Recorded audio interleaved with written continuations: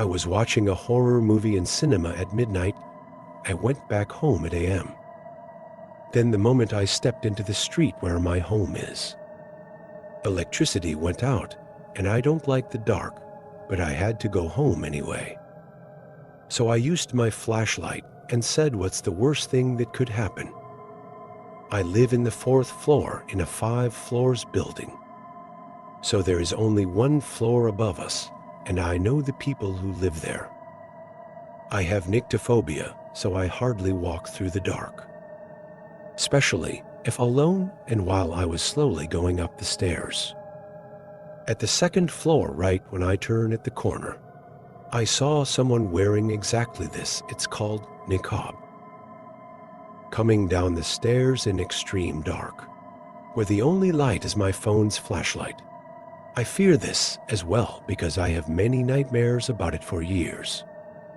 I froze in my place in fear, trying to realize if this is real or just my imagination from watching the movie. Then she said, "Hello, don't be scared, I am a human. I'm your neighbor from above."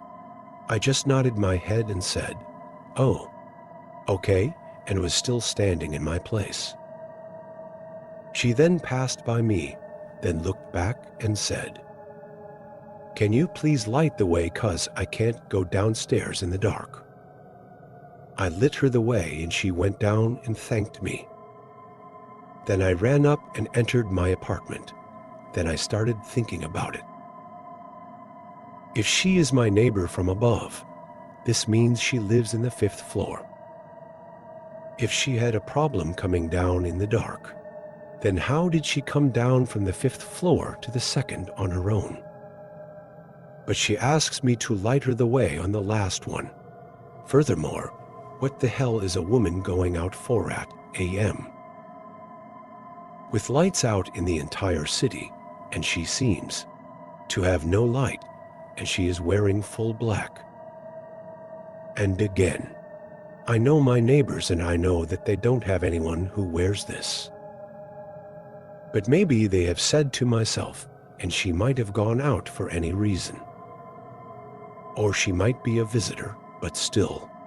3 AM is a pretty weird time to visit people or even go out. In the morning, I asked my family, and they confirmed that there is no one above us who wears niqab. I went to ask my neighbors to make sure, and they said no, they had no visitors yesterday. And they don't have anyone who wears this.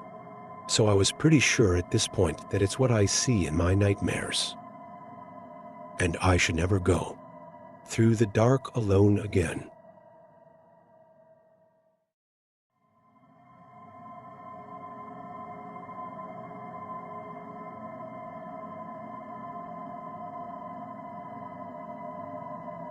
I've always had paranormal experiences since I was a child. I was always the one to tell my parents, "This house is haunted," and they were always the ones to tell me it's fine. But when I was younger, there were small signs. As I got older, they became bigger signs.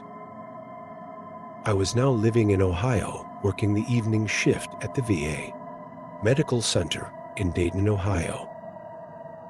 I left work at midnight, working in there on my typical spooky drive home. There aren't many street lights, practically none comparable to my Los Angeles home, but this night, I kept looking in the back seat. Note, I had my sunroof open. It was a hot summer night, and I swore cicadas flew into my sunroof and hit my head, so I was looking around and even got out of my car, checking the back seat. When I was satisfied, I continued with my drive home, still looking back every once in a while to see if there are bugs.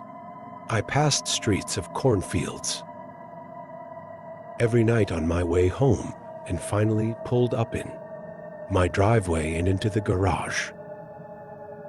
My dog was waiting for me as I walked in from garage, then immediately looking into the garage was growling.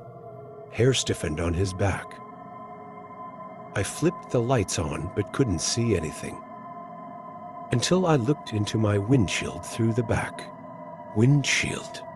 There stood a tall shadow man swaying left to right behind my car. Still creeps me out to this day. But thankfully, I haven't had a hitchhiker follow me home since.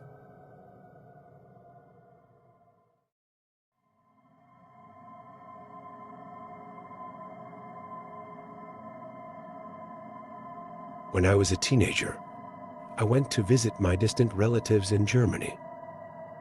We stayed in my aunt's house in a small town.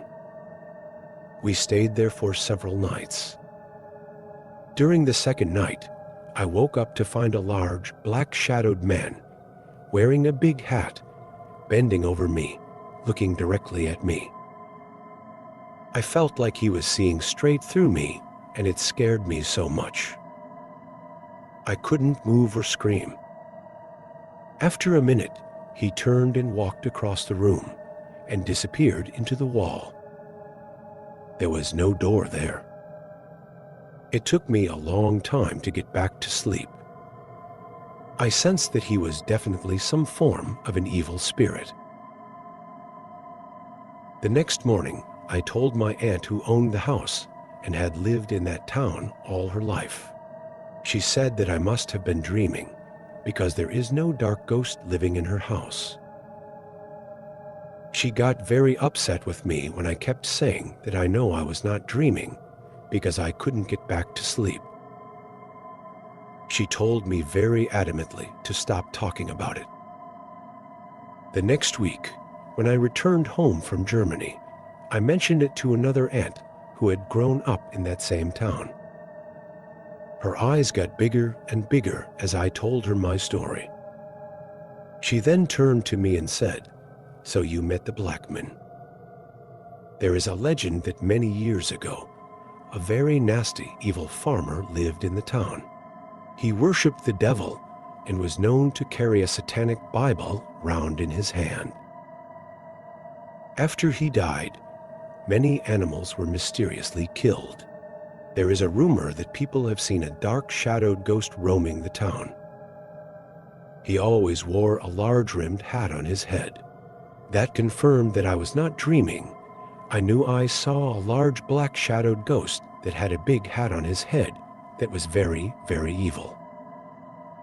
My aunt in Germany was only trying to deny this because she was aware of the story about the Blackman and didn't want to hear that he was in her house. That Blackman was the strongest, most evil spirit I have ever seen.